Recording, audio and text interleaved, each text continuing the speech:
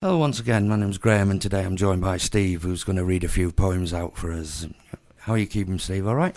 I'm feeling fantastic, thank you. Right, if you'd like to crack on then, please. Well, I'll start with a poem called This Open Door, which is from my first collection, which I self-published last year, which is called The Loneliness of the Unrequited Lover. This open door.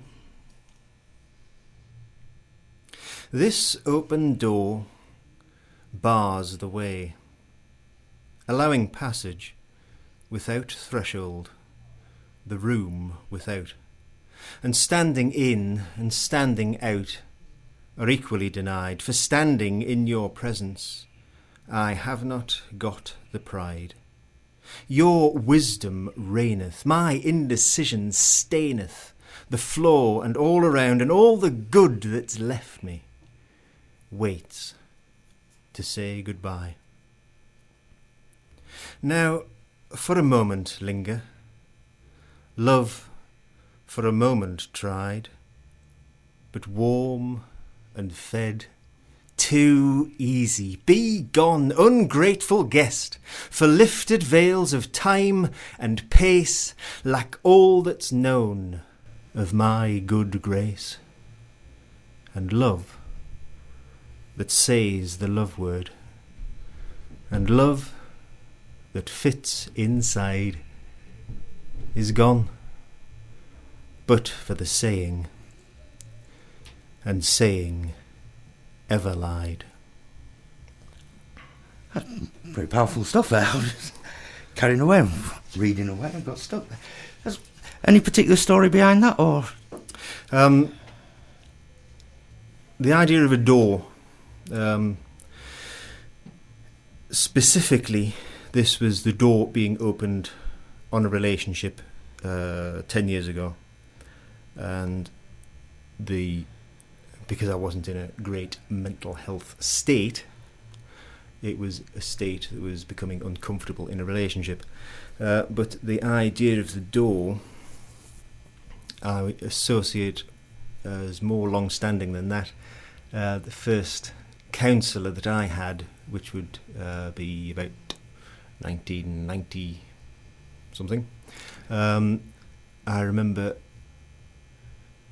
being struck with the image of being in a room and looking for the door and not being able to find the door, and the frustration and anxiety that gives one, fear almost of looking for the door that isn't there. Yeah, so that was the first one, This Open Door. The next one's called Teacher. Yeah. Do you want to read away? Well, this is 9 years later, in part of a process of coming to get a grip on my state of self-worth. This is, you see, the third word in this poem is the word cancer.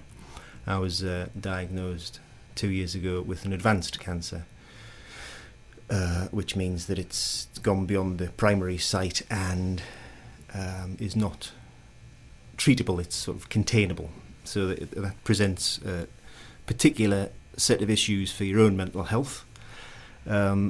But happily, I'm at a point where I can feel really positive about the process that the cancer has sort of given me. It's been a gift. Yeah. Is the teacher you being the teacher or you being the student? Teacher, well, I have occupied both roles. I was a teacher of special needs people with their own mental health issues for 5 years, and then I was a teacher at Leeds College of Building with supposedly mainstream students who displayed very similar issues to the special needs people. But the idea of cancer being a teacher as well, right, yeah, is to the fore here, I think. Would you like to read it for us? Yeah. Then? Teacher. Teacher, this cancer has an aversion to synonyms. The search for meaning belies the message. Illness's claim predates health. This predator stirs simply to occupy the register. A reasonable request, to have the family's name uncorrupted. But as Windscale became Sellafield, and Chernobyl became an ecological reserve, my friend Cancer, I seek to postpone. The reaper grim is so only to barren hay. Fertility begets health by its nature, and vigour is content to its core. So much is repentance to be unlearned in Cancer's discord of companionship. He is my twin. I would not counsel to die without him, any more than I could walk in the sun without shadow mine, or have the birthday unforgiven. It is all one with you, teacher, disciple or master, nothing twice understood.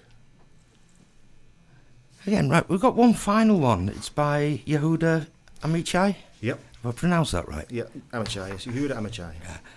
If you'd like to read that one for us then, Steve, Yes. please.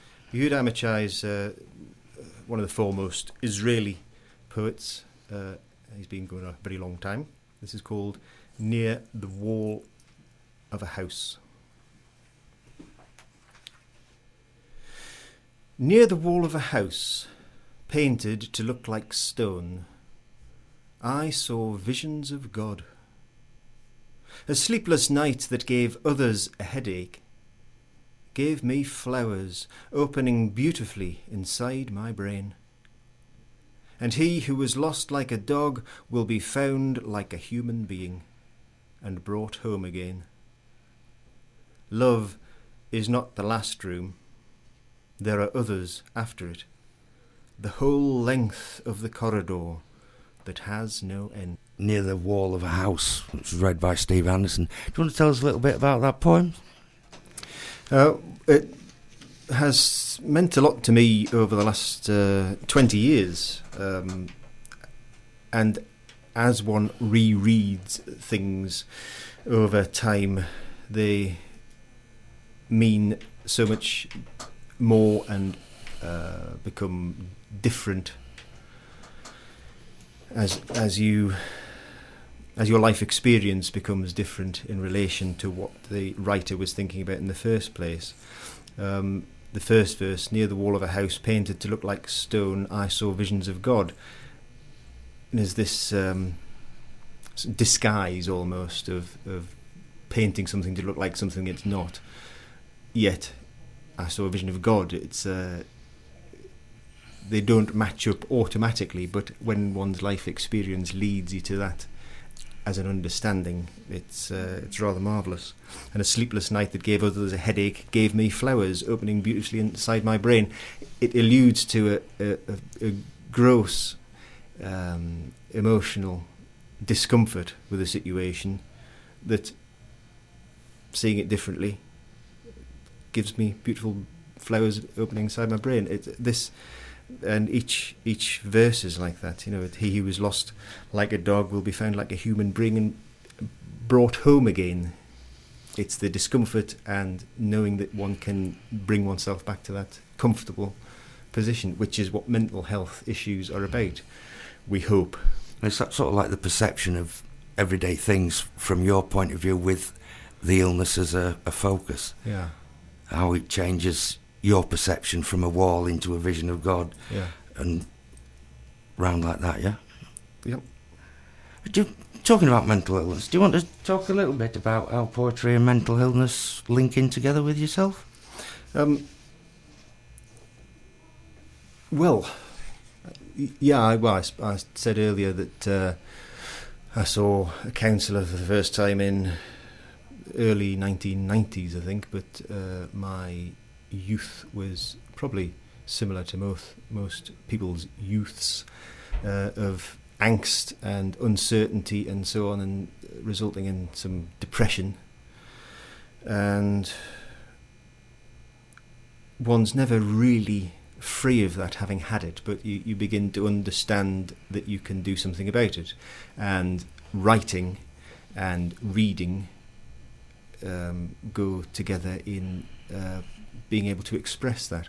There's a what's it called? Allen Ginsberg, Howl, that was on iPlayer just recently. He speaks about a poem starting as a discomfort in the stomach and sort of erupting onto the page, and he might not understand what he's written for years afterwards in a way that helps him, but he knows that it's come out. And so there's something about